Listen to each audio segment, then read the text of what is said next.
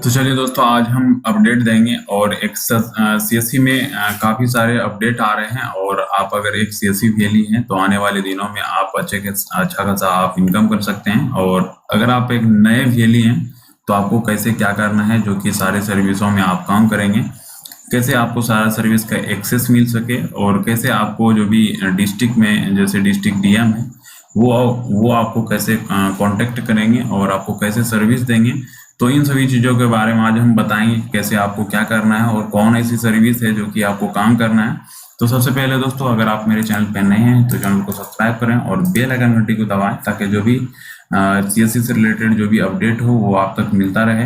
तो सबसे पहले दोस्तों, यहाँ पे क्रोम ब्राउजर ओपन करेंगे। क्रोम ब्राउजर ओपन करने के बाद यहाँ पे आप देख सकते हैं दोस्तों, न्यू सर्विस के अंदर में, और ये सभी स्टेटों में धीरे धीरे जो भी आधार का सर्विस है वो चालू है।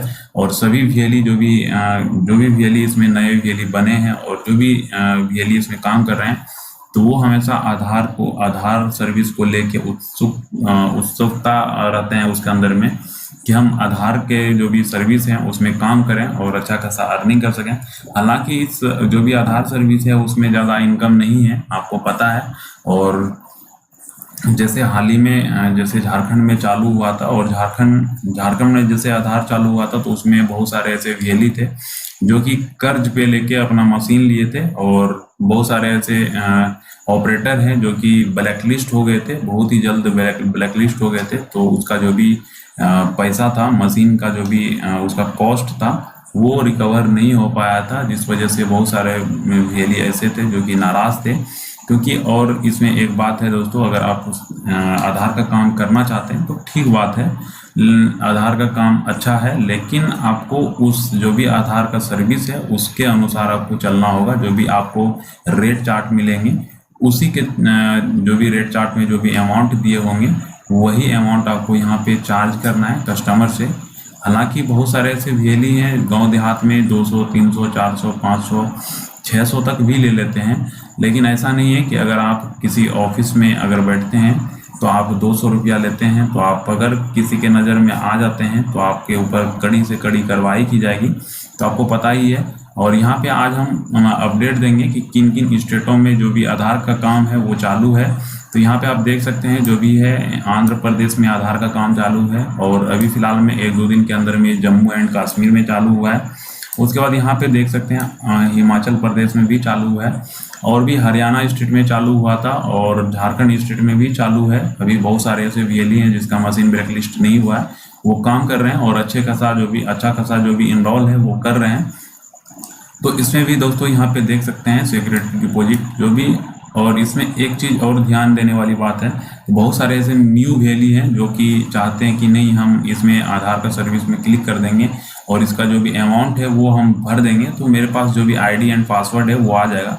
तो दोस्तों, सीएससी के तरह जिससे सीएससी पोर्टल जो भी है वो आईडी एंड पासवर्ड से कनेक्ट है। आईडी पासवर्ड डालते हैं, लॉगिन हो जाता है, और कोई काम करना चाहते हैं तो वो काम कर लेते हैं, उसके बाद लॉग आउट कर देते हैं। तो आधार का क्या है कि आधार ऐसे नहीं होता है। अगर आप आधार का एक जो भी ऑपरेटर है तो आपके सिस्टम में इस तरह से एक सॉफ्टवेयर डाल दिया जाएगा इस तरह से, और ये सिस्टम अगर आप दूसरे सिस्टम में अगर इंस्टॉल करेंगे तो आपका जो भी रजिस्टर्ड है वो सीएससी से कराना पड़ता है।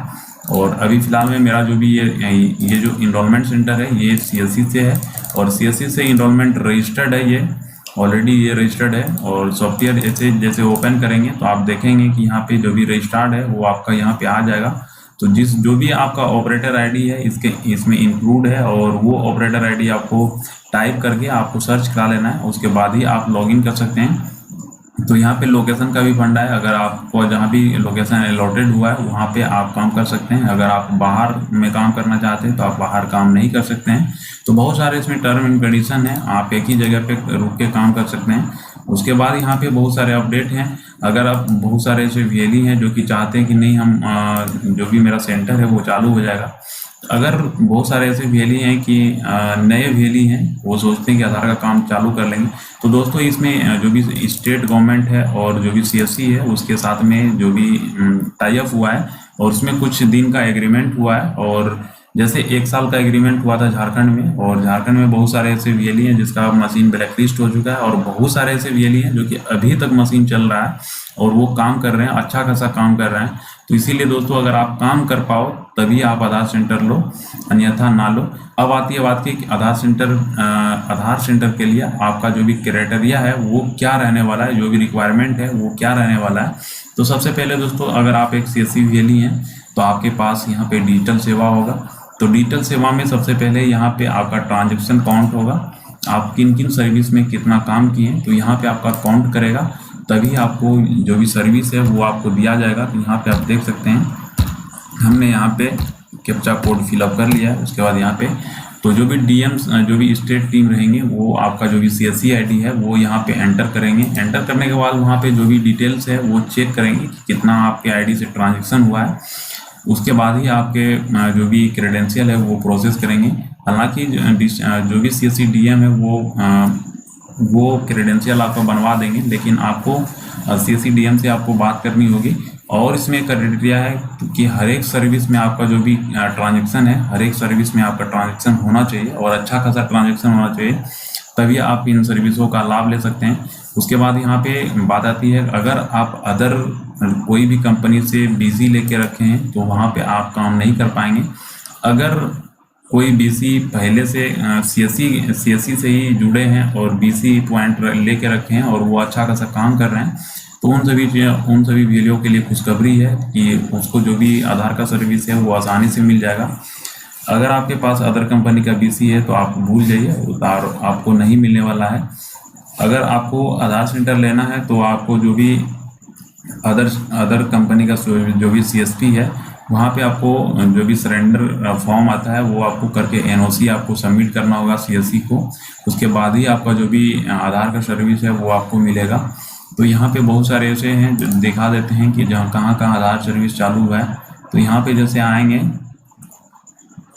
UID सर्विस में तो आप देख सकते हैं दोस्तों यहाँ पे हरियाणा भी चालू हुआ था, उसके बाद यहाँ पे झारखंड में चालू हुआ था, उसके बाद MP में भी चालू हुआ था। यहाँ पे देख सकते हैं बहुत सारे स्टेट में, 1 स्टेट 2 3 4 5 6 स्टेटों में आधार का काम चालू हुआ था और बहुत सारे स्टेटों में भी काम कर रहे हैं और बहुत सारे स्टेटों में भी चालू हुआ है। तो यहाँ पे जम्मू एंड कश्मीर में ब्लॉक लेवल पे एक सेंटर होगा जो कि CSC संचालित होगी और CSC के द्वारा ही संचालित होगी, और जो भी काम करने वाले रहेंगे वहाँ पे CSC सेंटर वाले ही रहेंगे। आप देख सकते हैं यहाँ पे आस्क का जो भी है आस्क का सेंटर रहेगा ब्लॉक लेवल। तो आप यहाँ पे भी आप अपना जो भी अगर जम्मू कश्मीर से अगर आप मेरा वीडियो देख रहे हैं तो आप इन आधार सर्विस को लेके आप अपने DM से बात कर सकते हैं और अपना जो भी सर्विस है वो चालू करवा सकते हैं। उसके बाद ही आप ब्लॉक लेवल पे काम कर पाएंगे। अगर आप हिमाचल प्रदेश से हैं तो हिमाचल प्रदेश में जैसे आपका क्रेडेंशियल बन जाता है तभी आप यहाँ पे सिक्योरिटी डिपॉजिट आप यहाँ पे करें। अगर आप यहाँ पे डायरेक्ट अगर सिक्योरिटी डिपॉजिट अगर करते हैं तो वो नॉन रिफंडेबल है और आपका पैसा जो है वो फंस जाएगा। उसके बाद ही आप अपना जो भी पैसा है वो रिफंड आपका नहीं आने वाला है। तो इसलिए आप जो भी यहाँ पे अगर पेमेंट करें तो बहुत ही सोच समझ के पेमेंट करें, क्योंकि ये जो पेमेंट है ये नॉन रिफंडेबल है, आपका जो भी पैसा है वो रिफंड नहीं आने वाला है।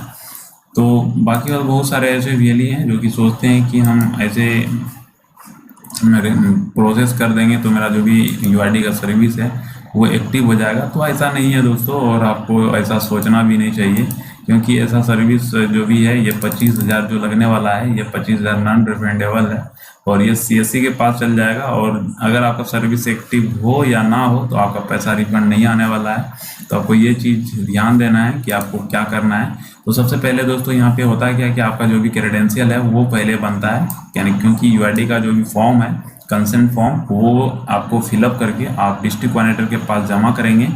जैसे आप डिस्ट्रिक्ट कोऑर्डिनेटर के पास जमा करते हैं तो वो आगे प्रोसेस कर देते हैं। जैसे आपका सारा क्राइटेरिया फुल फिल हो के आपका जो भी फॉर्म है वो प्रोसीड हो जाता है तो आपका जो भी 1 मंथ है उसके बाद आपके मेल पे एक क्रेडेंशियल आता है, जो भी ID होता है आधार का वो आपके पास आ जाता है। उसके बाद यहाँ पे जो भी आपका मशीन है वो रजिस्ट्रेशन होता है, उसमें भी 2-3 दिन समय लगता है। जैसे रजिस्ट्रेशन होता है उसके बाद L2 वेरिफिकेशन में जाता है। L2 वेरिफिकेशन जब हो जाता है तभी आप यहाँ से सिक्योरिटी डिपॉजिट आप करेंगे, या तो आप एक दिन काम भी कर लेंगे उसके बाद ही आप सिक्योरिटी डिपॉजिट करेंगे तो भी आपका काम हो जाएगा। अगर आप पहले करते हैं तो पहले आप सोच समझ के ही पेमेंट करें, क्योंकि यहाँ पे जो भी अमाउंट है वो आपका रिफंड नहीं होगा। तो इस विषय में हम बताना चाहते हैं कि आप जो भी क्रेडेंशियल आपका बन जाता है तभी आप उस दौरान में आप जो भी सिक्योरिटी डिपॉजिट है वो करें। अगर पहले आप करना चाहते हैं तो आप कर सकते हैं अपने अनुसार।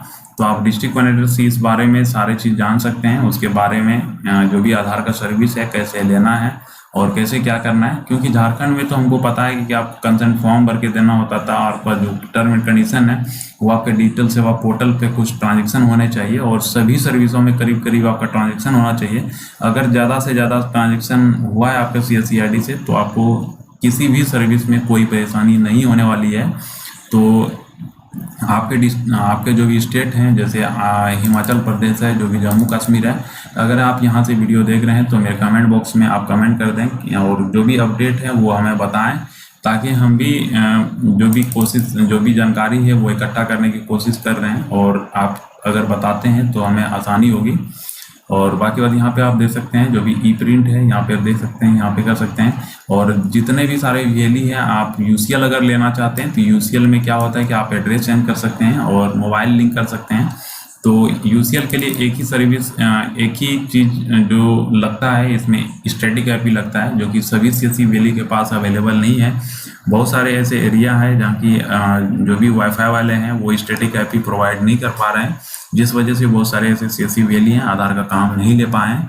तो इसमें जैसे स्टैटिक IP हटता है तो अपडेट हम देंगे, क्योंकि जो भी बहुत सारे सबसे पहले ये UCL सेवा चालू किया गया था और ये UCL सेवा कम से कम 2 साल से कम चल रहा है और अभी भी अच्छा चल रहा है। और UCL में भी टर्म कंडीशन है कि रोजाना आपको 25 डाटा आपको अपडेट करनी होगी।